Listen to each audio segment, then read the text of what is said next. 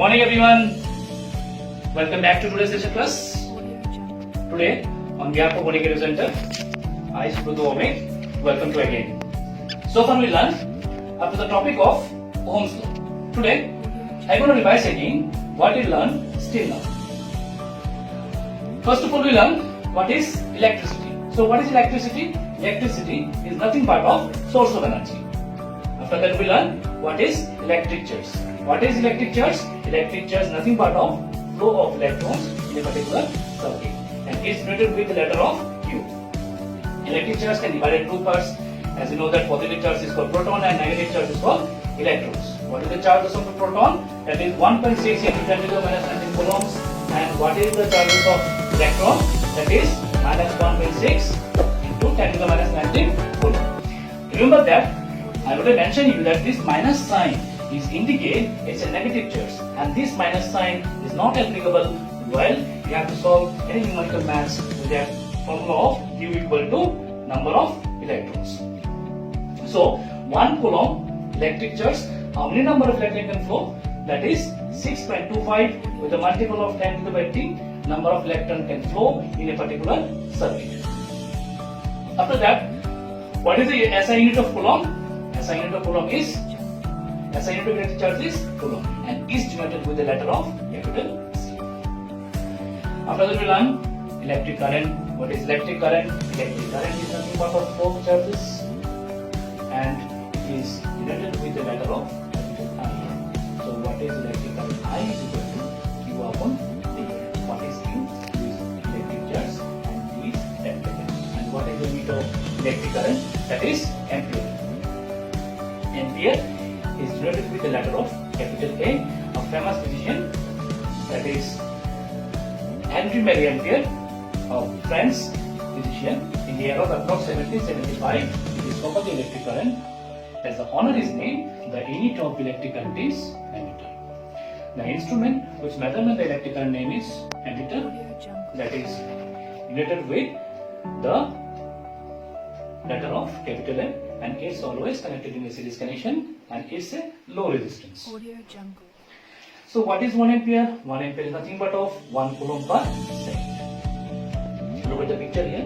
If 2 ampere electric current can flow particular circuits and 3 ampere electric current can flow particular this circuit, and what is the total amount of current will come here?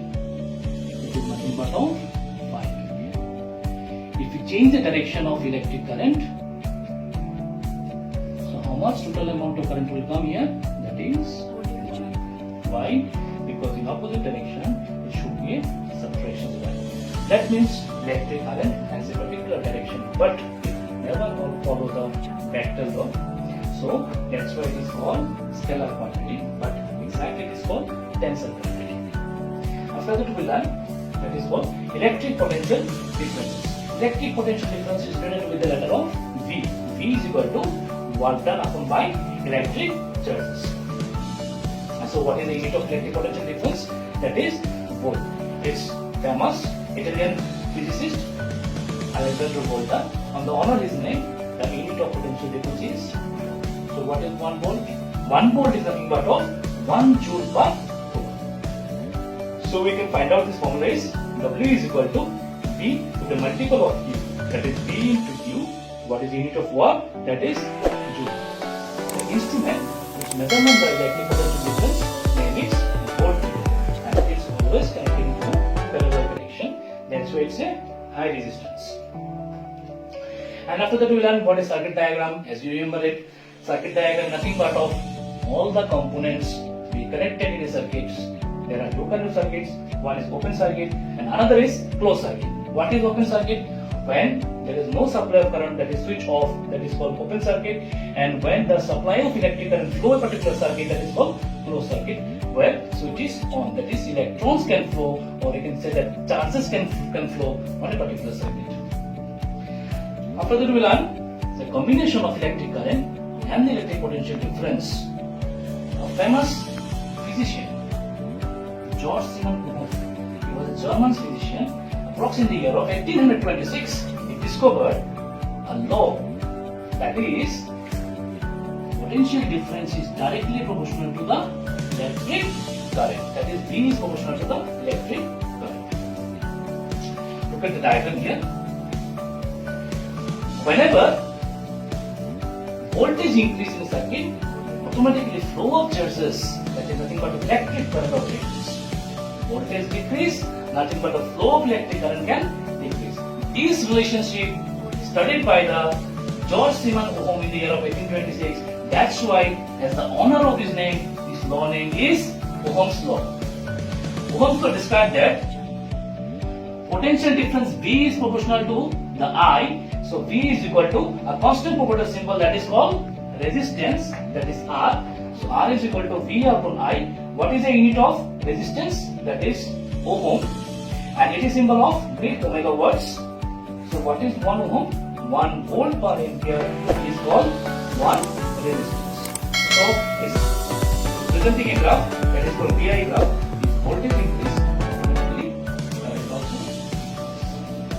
So now what is called resistance? Resistance is nothing but of opposite force applied on electric current. That is resistance always try to oppose the electric current. It is nothing but of flow of electric charge in a particular circuit. So still now we have to cover after this much. So today we are going to start again the new topics of the name is resistance. So now what do we cover right today? The new topic name is resistance. Right?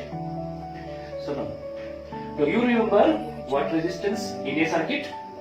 So what is resistance? What is resistance?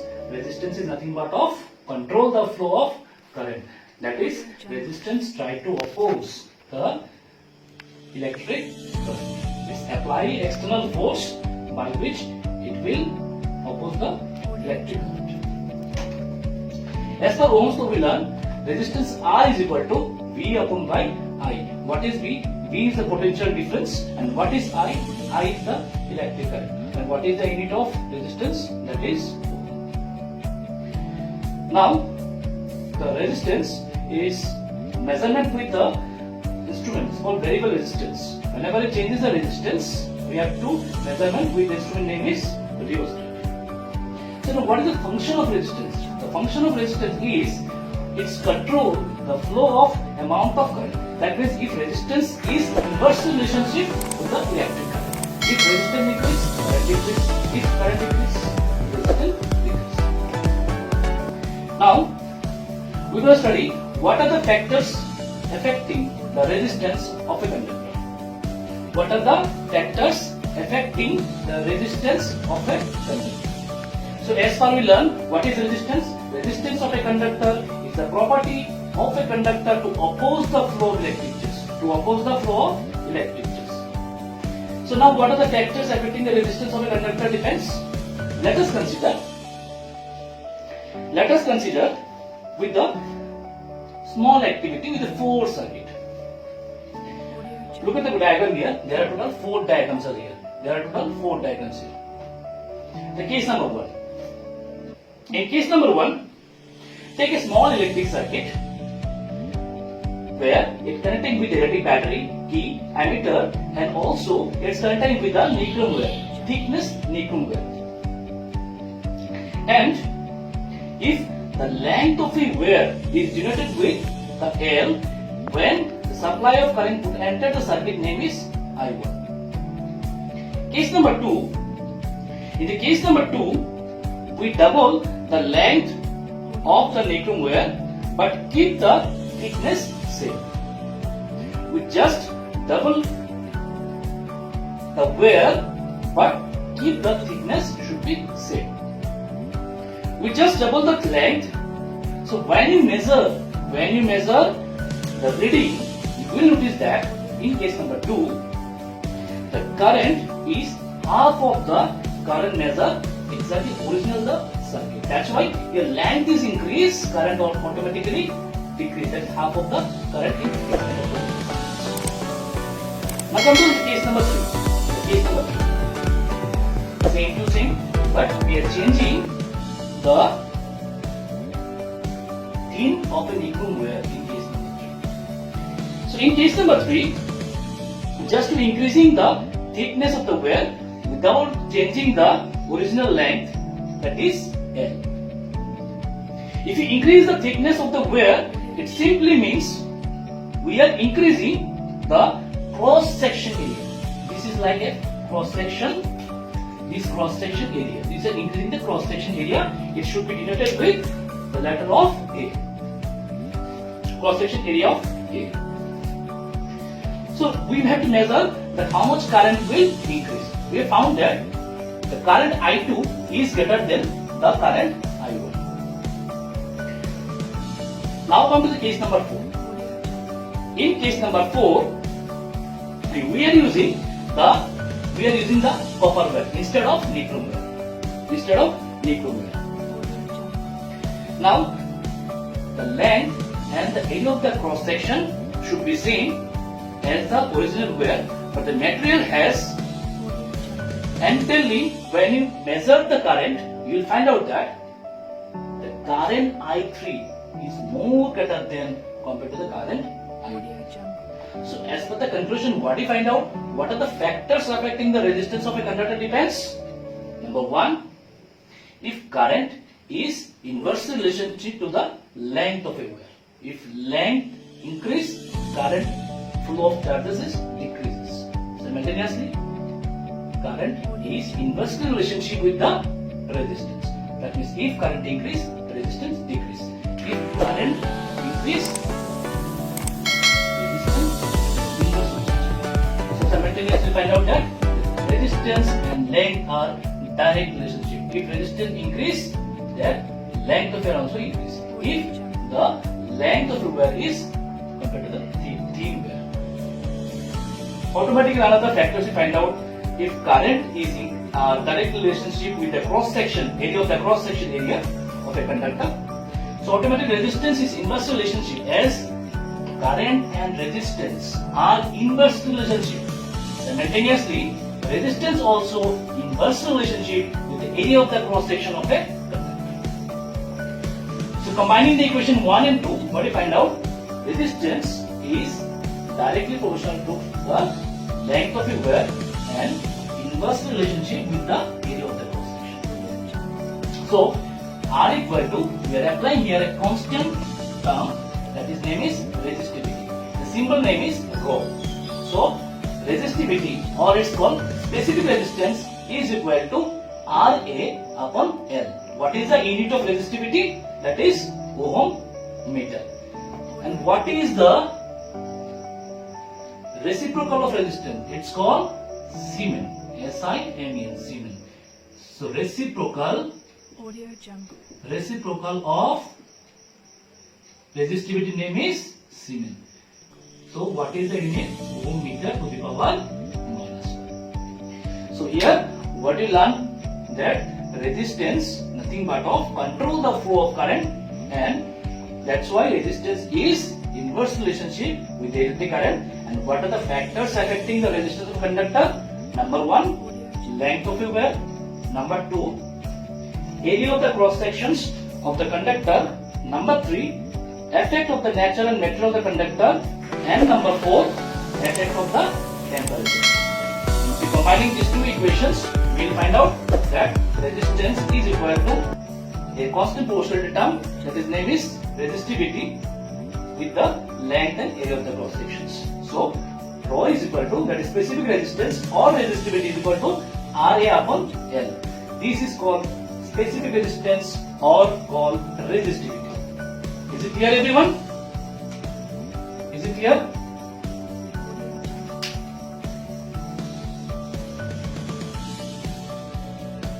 So now we are doing two numerical maths on the basis of resistance. Look at the book, please. The first question here. The first question is given here. A wire of a given material having length, given here how much? L. And area of the cross sections is given here how much? A. Has a resistance of 4 ohm. So resistance given how much? 4 ohm. So we're going to find out what would be the resistance of another wire of the same material having length L by 2. That means length should be decreases. So we know that if length decreases, area of the cross section increases. So how will we solve it? For the first two cases, we know that resistance R equal to constant proportionality name is resistivity with the multiple of length of a wire upon by area of the cross sections. So R1 given here how much? 4 ohm. Is it clear everyone? Now in the second case. The second case, length of a wire is decreased how much? L by 2. So R2 is the new resistance is equal to rho constant proportionality, that is resistivity with the multiple of L by 2 because your length is decreased how much? L by 2, and area of the cross section here in the second case is twice.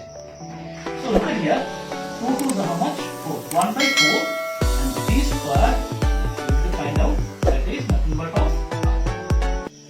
So we make a relationship R2 is equal to 1 by 4 with the multiple of R1. So R1 given here how much? 4 ohm. So R2 is equal to 1 by 4 upon multiple of 4. So 4 should be cancelled. So R2 is equal to how much? 1 ohm. So that means what is the answer? Resistance 1 ohm of another wire of the same material having length L by 2 and area of the cross sections is twice. So second wire resistance how much? 1. Is it clear? Now go to the next sentence. Question number 2 given here. A piece of wire of resistance 20 ohm is drawn out so that its length is increased. That means if length is increased, we all know that if length increases, area of the cross section always decreases. Its original length, you have to find out by calculate the resistance of the wire in the new situation. So as per the we know that resistance is equal to constant proportionality, that is resistivity with the multiple of length of the wire upon by area of the cross section. We know that area of the cross sections A is equal to volume upon by length. Remember it, area of the cross section instead of A, we have to put up the value here, volume upon by length, that is V by L. Simultaneously, L with the multiple of L, that is L square upon by A is V will come as a denominator. Now L is increased. Question given here is the length of the wire twice. That means L dash, the new length of the wire is increased by twice L. So automatically the new resistance will come 4. From where 4 comes? L square. So 12 square how much come? 4 L square. Rho upon by V. So finally, rho L square V, we got the answer how much? R. That means R given here how much? 20 ohm. R given how much? 20 ohm. So new resistance R dash is equal to 4 to the multiple of resistance R. So 4 into 20 ohm, that is new resistance R dash is equal to 80 ohm. Is it clear everyone? So this kind of maths already available in your NCERT books. Try to practice at home. This is the basic concept. So what you learned today? What is the concept of resistance and what are the factors of a resistance or dependence? Is it clear? So that's all today's class discussions. We will continue our classes. So I hope everyone will practice at home and try to follow our next session classes. So today we're going to have to finish it up to this much. So what we learned till now? First of all, electricity, electric charge, electric potential difference, electric current, circuit diagrams, Ohm's law, and electric circuit diagrams. Now come to the resistance, resistivity, what are the factors of resistance depends. Up to this much, still up to we have to cover. So today class up to this much. Thank you everyone. We'll meet in next classes.